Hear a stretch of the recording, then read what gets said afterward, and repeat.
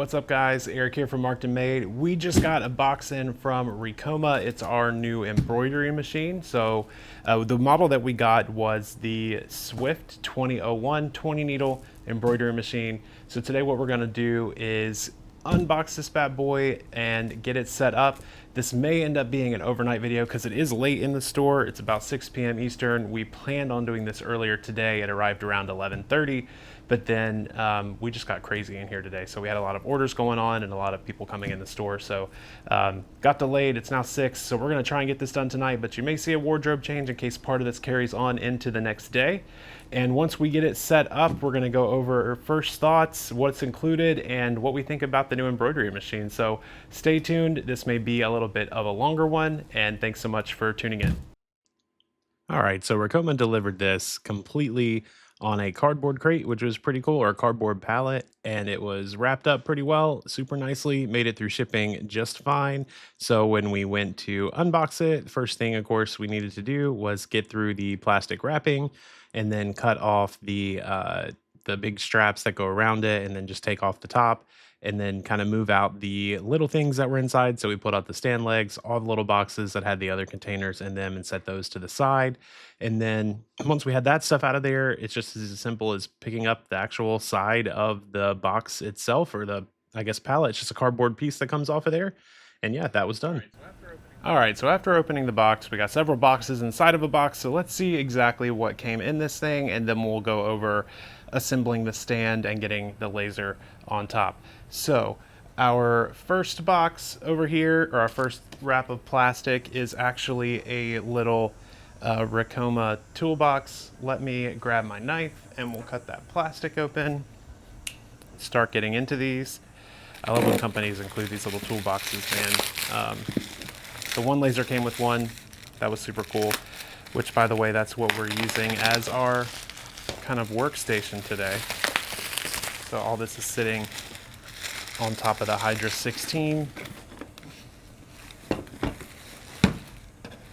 So we got a cool little toolbox. Looks like plenty of extra parts. Some oil, Allen wrenches. Let's just pick the box up. Little goodie box, pretty much everything it looks like we might need to replace something, put this together. If we lose a piece, break a piece, it's like they've given you a little bit of everything. So let's set that out the way. This looks like some hoops.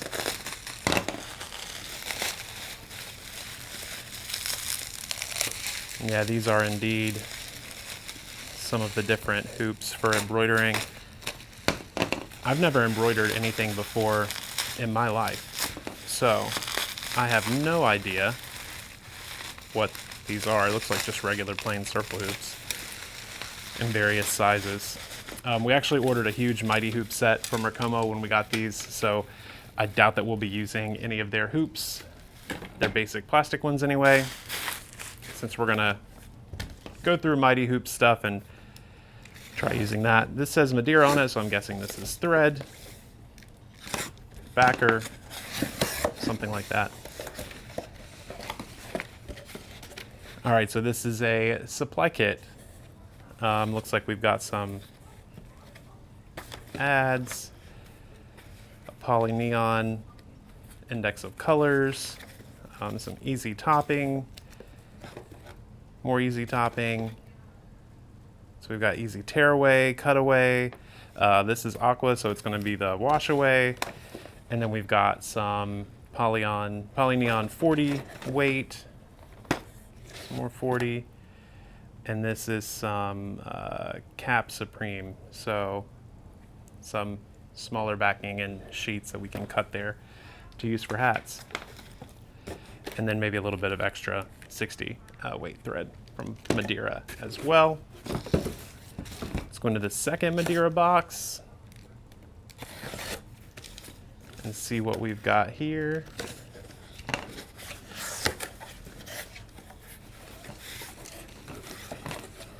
All right, so again, supply kit, flyers,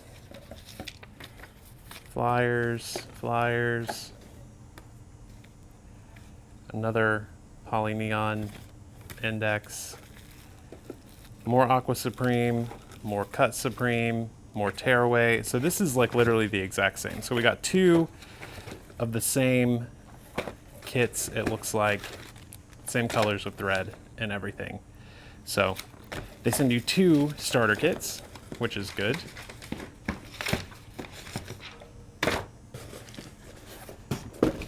This box is from Auto, so this should be some sample hats.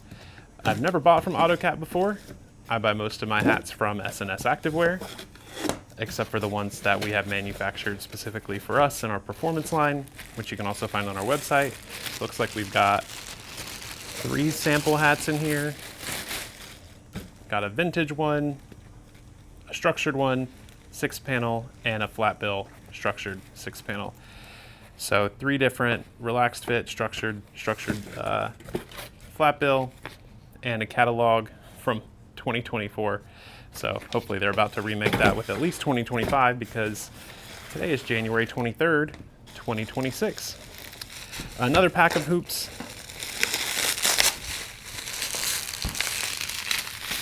So these are bigger. The other ones were smaller. I know I'm just gonna butcher this, but taped bubble wrap, man, it's my nemesis. Just hack at it till it gives away. Yep, another hoop here, a square hoop, and a circle hoop. That looks like it's about, I don't know, 12 inches, and this one looks like it's about 8. We'll measure them to get exact numbers, or just check our packing slip to see what it comes with. I didn't even really double check since I ordered so many different hoops from Mighty Hoop. And this is the last box that was included in the shipment, not including the stand, which didn't come in a box. So this is the last thing that isn't the machine. And this is Ethernet cable, of course. These look like our cap drivers and hat things. So that's what I think this is anyway. Let's get into it. Before we get into that, these are stand screws. So this is what we're going to use to put our stand together. Power cord, as one needs. This is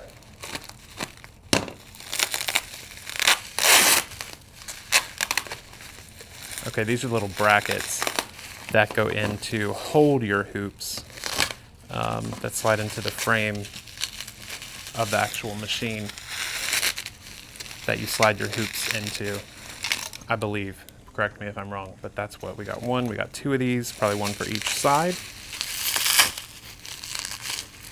Let's see if they're going to be labeled.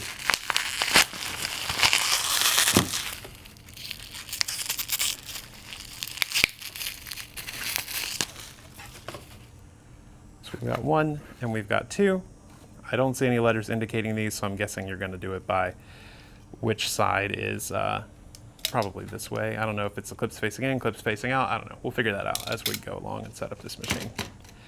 And then finally, let's open this here.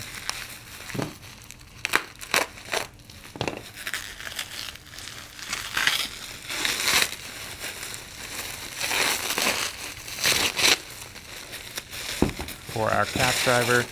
Now I mentioned that I ordered a bunch of Mighty Hoops. I did, but those shipped, I got those about 2-3 weeks ago now, so I got those a while ago. So yeah, this is a cap driver. I have no idea how to use this thing yet, but I know that's what it is. So that's for hooping hats. So yeah, that covers everything that came in the box that is not the machine or the stand. Now let's get into getting the stand together and seeing how that goes. All right, guys, so we jumped ahead a little bit and skipped part of the setup process on camera. So what happened was when we unboxed everything, we thought we had all the pieces, but it turns out that we were just missing the leveling feet and the casters that were supposed to come in with our shipment. So we first took a trip out to Home Depot to see if we could find some. However, we couldn't find any that took an M12 thread for the casters or those leveling feet. They were all 5/16 inch, I think, so close, but couldn't get it to work right. So instead, what we've done in the meantime is our stand, or our floor is completely level. So we've just set the stand on there without the leveling feet or the casters because we're impatient and we don't want to wait. and that allowed us to go ahead and get this set up and get a couple things stitched. And we did get the feet, of course, screwed into the top of the base, so it's nice and sturdy. It's not going to fall off of there, you know, it's not shaking too much. And we're going to jump ahead now and show you a couple things that we're stitching out and kind of talk about it a little bit.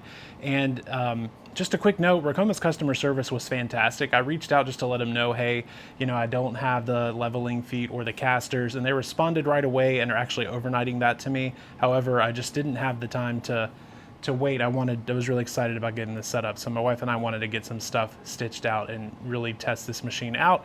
So we're going to move ahead without that part, just letting you know why part of that setup process was skipped, and let's get into stitching a few things out. All right, so the first thing we did was just made sure that, you know, everything was threaded properly. So we noticed maybe one or two thread paths, they didn't quite look right. So we watched a couple videos and then we decided that, you know what, we can handle this. So we went through and rethreaded the entire machine the first time. So we got our new spools of thread on there, tied the knot, and then passed them through the thread path. It was pretty simple. My wife then went and threaded each one onto each individual needle and back through the presser foot. This whole process was very simple. The thread paths are easy to follow. It's just a matter of understanding how they work. And it's, again, super easy. Just, you know, it is small. So either have small fingers or use some pliers or something for some of these parts, but it's really difficult at all to get this thing threaded properly. And your machine should come pre-threaded, so you shouldn't really have to worry about this. We just wanted to redo it. And then here's a quick shot of what it looked like after the fact. So everything threaded, everything ready to go, and we're ready to jump into embroider some projects. So we did have a couple here that we embroidered. The first was just an eye test, and we'll cover the results of that after this gets finished, but it's essentially just 20 different capital eyes, each one configured to be a different color, and then you set the colors up inside your panel when you bring your file over from the computer. And we'll do another video on how to do this in detail, but it is pretty simple to run that, and that's just to test your tension.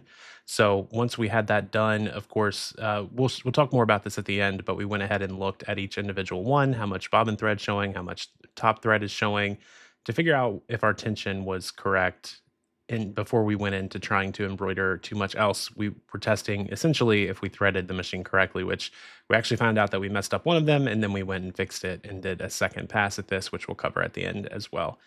The second thing we embroidered was a design off of Creative Fabrica. This was already digitized, so I can't promise that it was digitized, you know, 100% correctly. There were a couple weird things about the design itself, and again, that might be just because we don't know who actually digitized this. It was just on Creative Fabrica under one of their, you know, free pieces of content if you have their membership. So, but nonetheless, we wanted to try a multicolor thing. So we embroidered a butterfly pattern. Again, you can see the different types of stitches that it's doing. I think we ran this at like 800 or 900 stitches a minute, something like that. So it was moving pretty quick, but it still did take a little while to get through this design because of all the color changes and all the big fill areas. And it filled up that entire pretty much 5.5 by 5.5 square on the Mighty Hoop. So filled up a decent bit, but overall it turned out pretty well. We did have a couple thread breaks and we were adjusting the tension as we went through here. So the cool thing is if you see some bobbin thread or if you see something that doesn't quite look right, you can tighten those knobs as it's going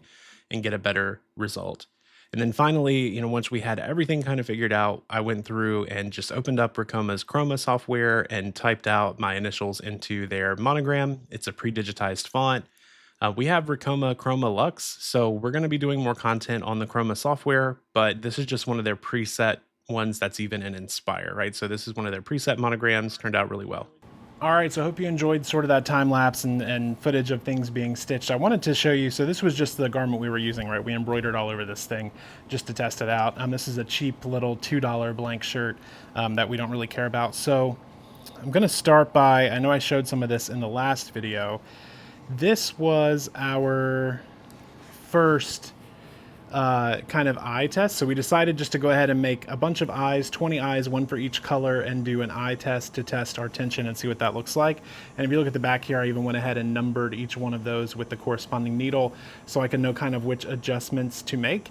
Throughout the process, we noticed that a couple of these weren't quite threaded 100% correctly. So we did go ahead and rethread a couple of these. I'll make a video about threading this start to finish because we ended up rethreading most of these, but we did rethread everything, got it all set up. We've got our thread in the back here, and ran that through. It was actually pretty straightforward to do. My fingers are big, so it required a little bit of patience, but it wasn't difficult at all.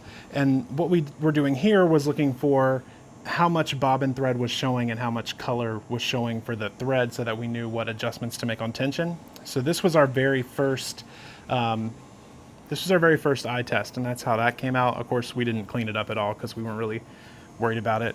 Then we ran a second one, and on this side, actually, this was our first one. This was our first one, correction. The second one was the one that I was just showing you, and you'll notice, like, if you look at the first one, how we have some really loose stitches on the yellow. That's how we found that one really wasn't threaded properly. The thread path was incorrect, so we went ahead and fixed that. But the rest of them looked pretty good, but there were some areas where we couldn't see any bobbin and some areas where we saw mostly bobbin, so we adjusted those, and then we came back to the second one, which everything was nice and tight up top. So really liking that. This is someone who's never embroidered a thing in their life. This is the first thing we've ever embroidered. And if you go to the back, you can notice that after just a few small tweaks, we were able to get pretty even bobbin thread and color thread, top thread along there. So then we moved on and we embroidered a multicolor design. So I found this on Creative Fabrica, so I don't know that it was digitized the best. It had a lot of really small pieces. We would go and clean this up normally, and we noticed just a little bit of bobbin thread showing through the top, and that's because our tension isn't correct. So that gave us a little bit of, hey, on these two colors, let's adjust tension. The cool thing is we were adjusting it as it was going, so you can always tighten. You might have seen in the video me kind of tightening and loosening these as we were going, and it was improving in real time. So I think we pretty much figured that out now. And then I moved on to what I really wanted to get to, which was just a monogram. So my monogram, just wanted to stitch something out that was kind of cool. So this was all in red, but it stitched out really, really nicely, and it did it in like 2 minutes. And if we flip it over to the back, you can see we have pretty even spacing on the thread there. It looks really good, and I'm really happy with it. So yeah, overall, very happy with this machine so far. This is the first thing I've ever embroidered in my life. Ricoma TV has a ton of tutorials out there, and they're able to kind of walk you through the initial setup really well. I will say that threading is something that, took us a couple tries to really get right. So I'll make a video on threading start to finish on this machine. This is the Ricoma Swift 20 needle. So it's, I forget the model code, but it's a Swift 2001. And that means it has one head and 20 needles. And yeah, overall, super happy with it. It didn't take us too long to set up at all, maybe an hour and a half. It's mostly already put together. The hardest part was getting it up onto the stand, which when I had a friend come out here and help me, it was pretty simple to lift up. It's not all that heavy. So yeah, overall, hope you enjoyed this video. We plan on making a lot more embroidery content now that we have a Ricoma machine here. The software, we're going to cover it in depth on another video, and how we're using it. Had a lot of cool auto digitizing features within Chroma, and really enabled you to, that's how I got this monogram. Actually, this was pre-digitized, but this other one I think was auto digitized, or no, this one came off Creative Fabrica. It was already digitized, but we played with a couple of designs, bringing them in for the auto digitize, and it seems to be, picking up the different types of stitches pretty well.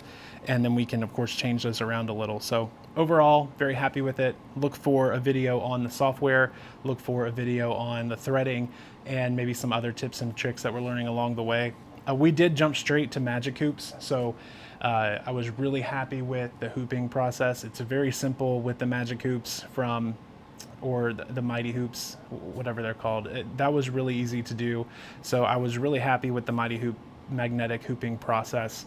And so far we have, I think, a 5.5 by 5.5, 8 by 13, and a 13 by 16 mighty hoop. So I'll have to double check which ones we have, but I think those are the 3 that we ordered to start with, and we're going to order a couple more here very shortly as we start getting into more of those polos and things, just so we can have multiple, maybe where we can have one hooped and ready to go. But yeah, overall, hope you guys enjoyed the video. Please hit that like and subscribe button if you want to see more content like this. Drop in the comments what you'd like to see next. So is it digitizing? Is it threading? Is it just projects that we're doing and how we're making them? Or maybe more business stuff about how to list this stuff for sale. So thanks again for joining. My name is Eric from Marked and Made, and I will catch you guys in the next one.